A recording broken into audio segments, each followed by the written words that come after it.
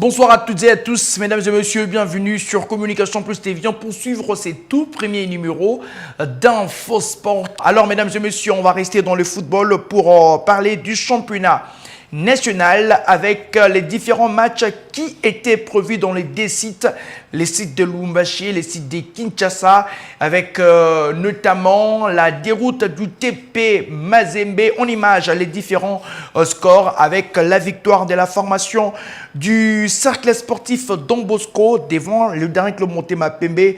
Les Immaculés ont courbé les chines devant les Salésiens. 2-1, c'était à Lubumbashi. Le Sa Majesté Sanga Balende, en quête d'une victoire, n'a pas réussi à l'obtenir devant la formation des Simba. 1 but partout. J'ai parlé de cette formation du TP Mazembe qui enchaîne une nouvelle défaite après la défaite contre Lupopo. Ça fera 3 défaites dans cette phase des playoffs pour le TP Mazembe.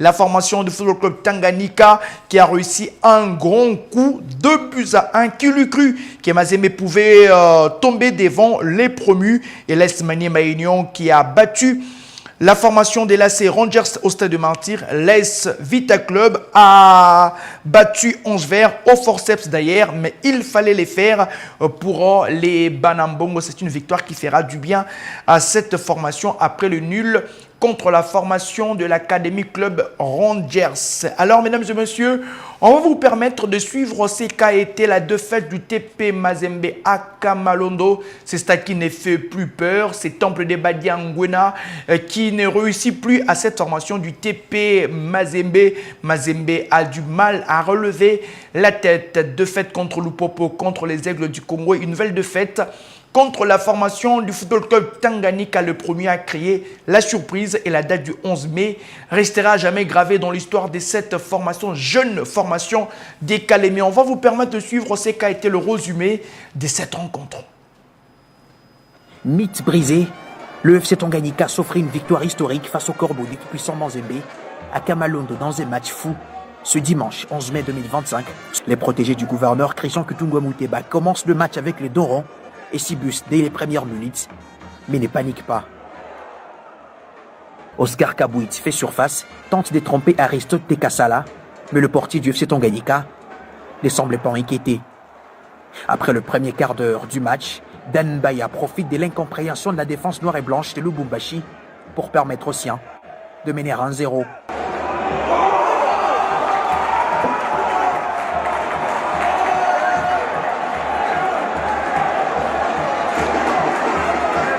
Les Corbeaux reviennent. Atibura Diabou lancé, cherche parfaitement Oscar Kabouit. Les Dossards 18 de tout-puissant Mazembe égalisent. C'est finalement sur un coup de pied arrêté tiré par Ndaye Enoch que Tukumba Nebanga va faire mal aux Corbeaux. Le 223 marque des coups de tête et redonne aux siens l'avantage.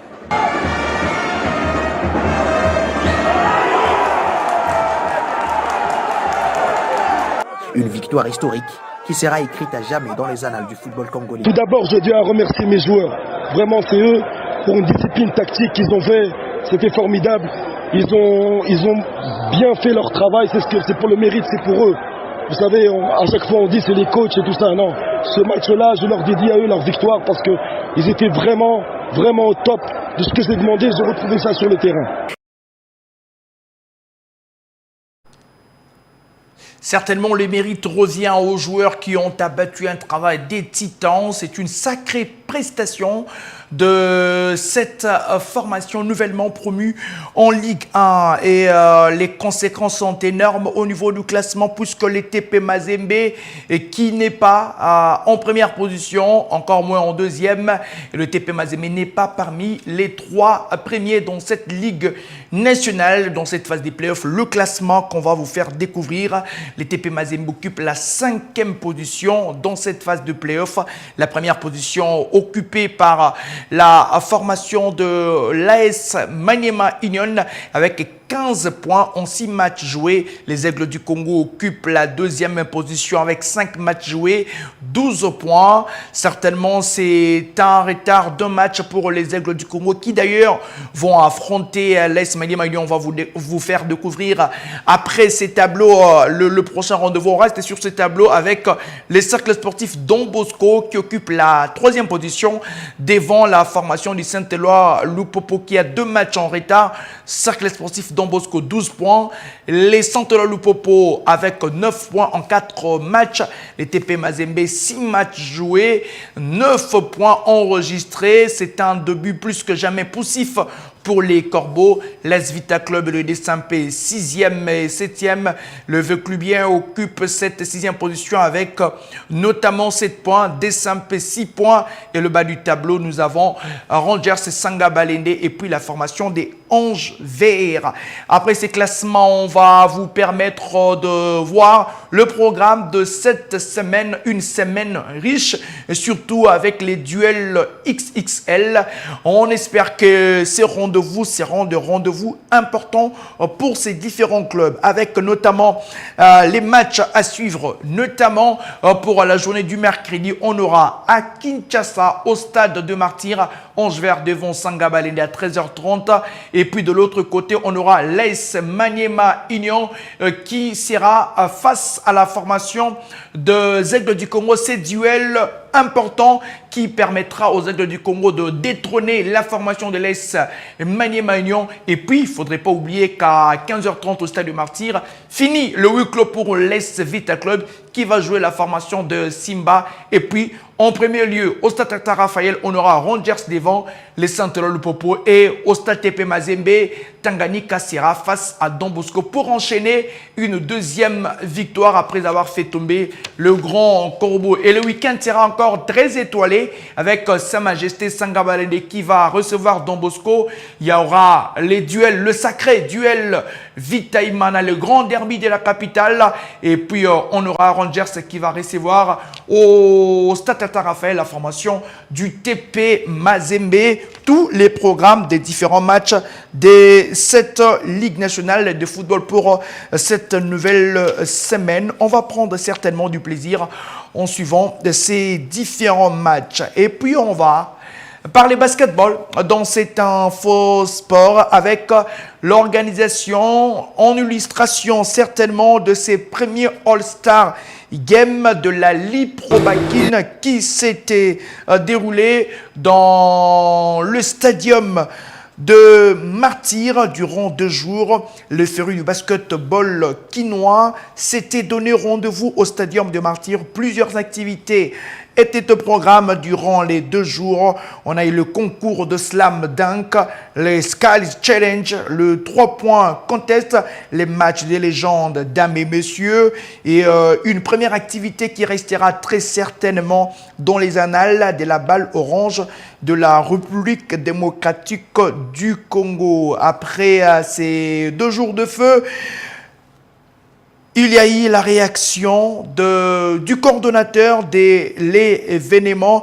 Après ces grands événements, certainement, le coordonnateur de ces méga All-Stars est revenu sur la quintessence de cette activité. Lui, c'est Jimmy Ilunga qui est revenu sur l'organisation et surtout l'ambiance qui était la participation de ces publics, une première expérience qui ne sera pas une dernière. Et après lui, on écoutera aussi Jezeki Zubanata, un ancien basketteur qui est revenu sur son état de forme parce qu'il y a eu aussi le match des légendes du basketball quinois. On va suivre le coordonnateur et puis Jezeki Zubanata. Oui, merci d'abord pour la présence de la presse, la présence des joueurs, la participation de tout le monde. On a commencé hier le 10 et aujourd'hui le 11 on a continué. Merci pour tout le monde et c'est une activité qui a pris tous les meilleurs joueurs de Kinshasa. On avait fait des votes, une sélection après. Donc ils ont rendu quand même un bon jeu. Et le spectacle était au rendez-vous. Le plus difficile, c'est une première fois. Donc, une première fois, ça a toujours été comme ça. Prochainement, tout ce qui est comme aléa et tout, on va essayer d'arranger pour que ça soit un peu mieux qu'aujourd'hui encore. Oui, je peux dire à 80% parce qu'il y a eu quand même quelques couacs, mais avec l'appui de tout le monde et c'est quand même le visage de la Ligue qu'on vient de mettre en valeur. Donc je pense que la prochaine fois qu'on va organiser cette activité, on aura encore l'appui de beaucoup de personnes. Comme vous savez, le sport est une discipline. Hein? Donc je suis discipliné et vous avez vu que j'ai pu tenir 4 cartons à un certain niveau et à une intensité. Voilà, grosse satisfaction d'abord. Je remercie la Ligue Pro Bakin pour l'organisation. J'aimerais que ce soit au moins 2 fois par an pour qu'on puisse se retrouver comme ça. Et c'est une très bonne chose. Je suis très heureux et merci pour tout. Voilà, l'hygiène de vie déjà et une certaine discipline de vie qui fait en sorte que on tend vers les 50 ans, mais nous sommes encore en forme, on arrive à courir et à tenir. Et vous voyez, sur le plan technique, il y a des beaux gestes qui se font. Donc on a eu à travailler des années. Et aujourd'hui, on est rempli de travail. Et puis on arrive à produire ce que nous avons produit là. Nous avons suivi tour à tour Jimmy Ilunga et aussi Gégé Kizubanata qui ont réagi après ces All-Star et Game, une activité qui a regorgé autant de monde et une réussite insolente. Et chapeau bas à cette initiative du président de la Ligue Pro Bakin, Arthur Luango, et l'ensemble de son équipe qui ont travaillé sur les bancs de roulement de cette compétition. Vous le savez qu'on ne peut pas déroger à la règle. On aura la revue de presse, mais alors la virgule pour avoir la revue de presse.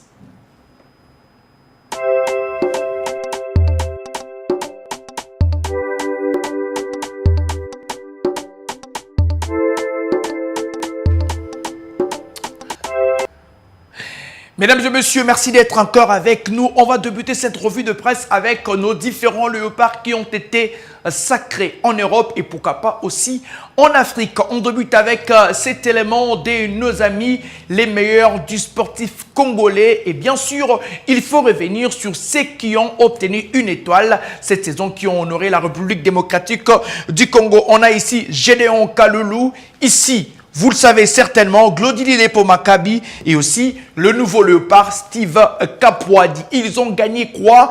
Comme nous révèle notre ami qui a concocté ces papiers, Danilo Itutu, mention spéciale à ces informations à toi. Ici, les 3 léopards ont remporté en cette fin de saison avec leurs clubs respectifs les titres des champions. Gédéon Kalulu qui a obtenu une étoile avec Lorient va jouer cette année la Ligue 1 après ces trophées glanés. On aura aussi Steve Kapwadi, le nouveau léopard.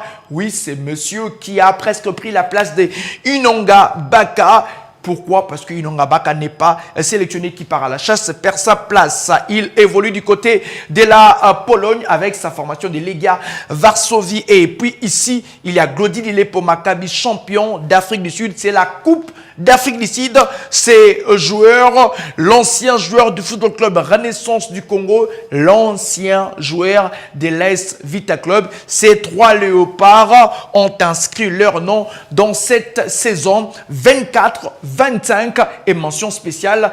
Pourquoi? Parce que Kapwadi et Kalulu seront en sélection nationale, mais malheureusement pour Lilepo qui ne viendra pas, mais big up pour ce travail. Alors, on va rester dans cette tanière de léopard. Depuis un temps, Rocky Bouchiri est en train de gagner des points avec son club. Il a été primé, comme nous révèle notre ami Jolga Luvundi Sakio, et qui est auteur de ces papiers avec ses différentes révélations des trophées pour Rocky Bouchiri. C'est quoi ces trophées et pourquoi il a remporté ici? Rocky Bouchiri, sacré joueur de la saison par ses coéquipiers à Hibernian. C'est en Écosse. Bien sûr, le défenseur congolais Rocky Bouchiri a été désigné meilleur joueur de la saison par ses coéquipiers à Hibernian. Vous savez que Bouchiri était en difficulté les saisons dernières. Soit il était convoqué, soit il ne l'était pas, soit des prestations en dents de scie. Mais cette saison, en taille patron, Rocky Bouchiri a fait de prestations astronomiques et c'est ce qui lui a valu ces 2 trophées. Alors je reviens, le léopard a également décroché les prix du meilleur moment de la saison grâce à son but inscrit dans les toutes dernières secondes du match. C'est 90-90 plus 6 face à Aberdeen, permettant à son équipe d'arracher le nul. 3 buts partout. C'est un sentiment et un honneur partagé pour Rocky Bouchiri. Le rock congolais revient très très fort. Il sera très important pour le Léopard de la RDC. Oui, Bouchiri est en feu. Bouchiri est en feu, mais il y a le feu qui brille à Kinshasa ici. Pourquoi? C'est encore d'autres révélations de notre ami Jolga Luvundi Sakio. Je vais y arriver. Le feu brûle. La problématique Arena. Pourquoi cette bâtisse n'est finie pas? On se pose mille et une questions.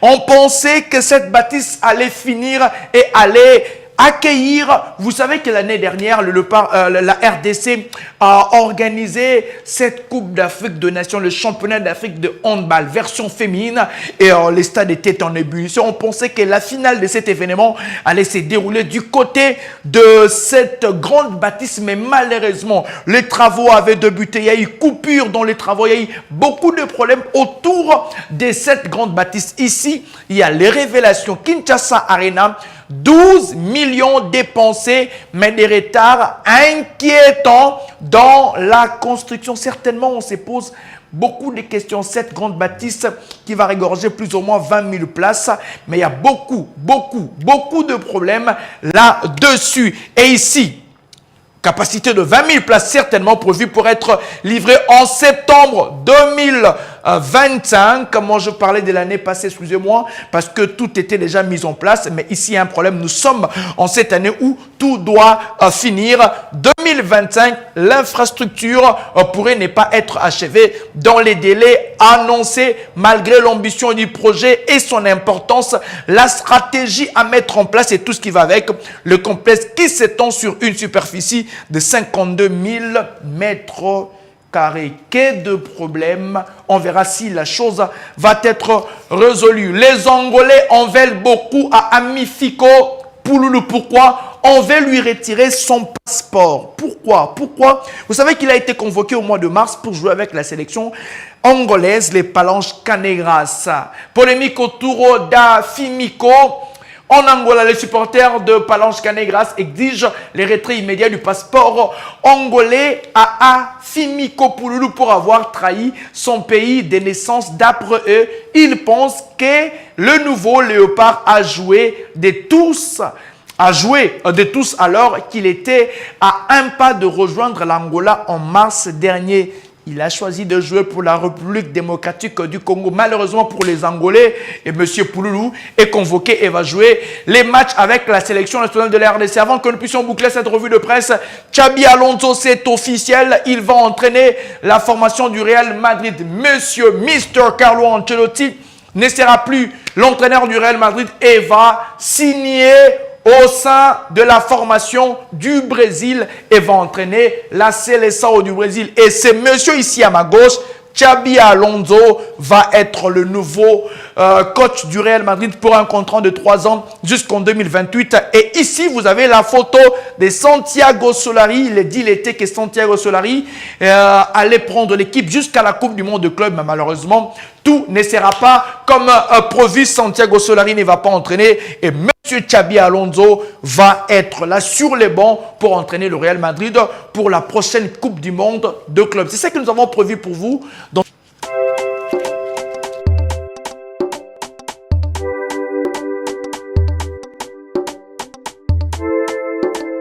mesdames et messieurs, merci d'avoir été de nôtres. On vous prend congé. Merci à la grande équipe qui nous a accompagnés. Yann Mike en régie et aussi Jacob Kayanda derrière. Tous ces matos. Quant à moi, je vais retrouver très incessamment.